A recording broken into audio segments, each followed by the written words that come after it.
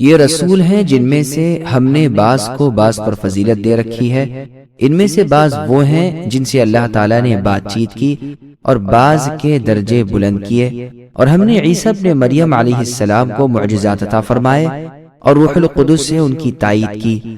اگر اللہ چاہتے تو ان کے بعد والے اپنے پاس دلیلیں آ جانے کے بعد ہرگز آپس میں لڑائی بھڑائی نہ کرتے، لیکن ان لوگوں نے اختلاف کیا، ان میں سے بعض تو مؤمن ہوئے اور بعض کافر، اور اگر اللہ چاہتے تو یہ آپس میں نہ لڑتے، لیکن اللہ جو چاہتے ہیں کرتے ہیں۔ سامعین، اب اس آیت کی تفسیر سماعت کیجیے۔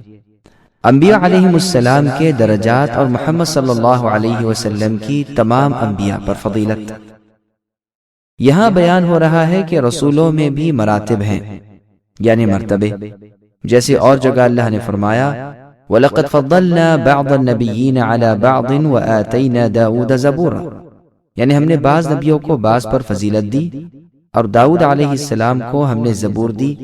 یہاں بھی اسی کا بیان کر کے اللہ فرماتے ہیں ان میں سے بعض کو شرف ہم کلامی بھی نصیب ہوا، جیسے موسیٰ علیہ السلام نے اللہ سے بات کی، اور محمد صلی اللہ علیہ وسلم اور آدم علیہ السلام۔ صحیح ابن حبان میں حدیث ہے جس میں معراج کے بیان کے ساتھ یہ بھی وارد ہوا ہے کہ اللہ کے نبیوں کو نبی صلی اللہ علیہ وسلم نے الگ الگ آسمان میں پایا، جو دلیل ہے ان کے مرتبوں کے کم و بیش ہونے کی۔ ہاں، ایک حدیث میں ہے کہ ایک مسلمان اور یہودی کی کچھ بات چیت ہو گئی تو یہودی نے کہا قسم ہے اللہ تعالیٰ کی کہ جس نے موسیٰ علیہ السلام کو تمام جہان والوں پر فضیلت دی، مسلمان سے ضبط نہ ہو سکا، اس نے اٹھا کر ایک تھپڑ مارا اور کہا خبیث، کیا ہمارے نبی محمد صلی اللہ علیہ وسلم سے بھی وہ افضل ہے؟ یہودی نے نبی صلی اللہ علیہ وسلم کی خدمت میں آ کر اس مسلمان شخص کی شکایت کی۔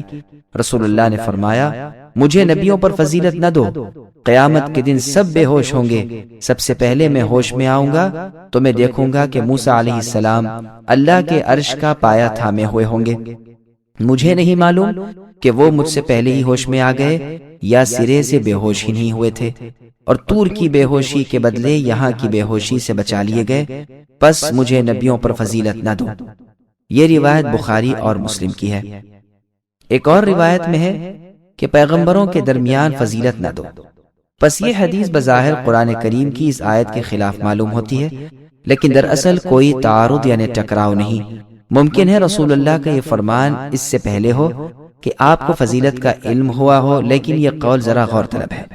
دوسرا جواب یہ ہے کہ رسول اللہ نے محض تواضع اور فروتنی کے طور پر فرمایا ہے، نہ کہ حقیقت کے طور پر۔ تیسرا جواب یہ ہے کہ ایسے جھگڑے اور اختلاف کے وقت ایک کو ایک پر فضیلت دینا دوسرے کی شان گھٹانا ہے، اس لیے رسول اللہ نے منع فرما دیا۔ چوتھا جواب یہ ہے کہ تم فضیلت نہ دو، یعنی صرف اپنی رائے، اپنے خیال اور اپنے ذہنی تعصب سے اپنے نبی کو دوسرے نبی پر فضیلت نہ دو۔ پانچواں جواب یہ ہے کہ فضیلت و تکریم کا فیصلہ تمہارے بس کا نہیں، بلکہ اللہ تعالیٰ کی طرف سے ہے، وہ جسے چاہیں جو فضیلت دیں۔ تم مان لو، تمہارا کام تسلیم کرنا اور ایمان لانا ہے۔ پھر آگے اللہ فرماتے ہیں کہ ہم نے عیسیٰ علیہ السلام کو واضح دلیلیں اور ایسی حجتیں عطا فرمائی تھیں جن سے بنی اسرائیل پر صاف واضح ہو گیا کہ رسول اللہ کی رسالت بالکل سچی ہے، اور ساتھ ہی آپ کی یہ حیثیت بھی واضح ہو گئی کہ مثل اور بندوں کے آپ بھی اللہ کے عاجز بندے اور بے کس غلام ہیں۔ اور روح القدس یعنی جبریل علیہ السلام سے ہم نے عیسیٰ علیہ السلام کی تائید کی۔ پھر آگے اللہ نے فرمایا کہ بعد والوں کے اختلاف بھی ہمارے قضاء و قدر کا نمونہ ہے۔ ہماری شان یہ ہے کہ جو چاہے کریں، ہمارے کسی ارادے سے مراد جدا نہیں۔ سبسکرائب کیجئے ہمارے چینل اور دبائیے بیل کا آئیکن تاکہ آپ کو ریگولر نوٹیفیکیشن اپڈیٹس مل سکے۔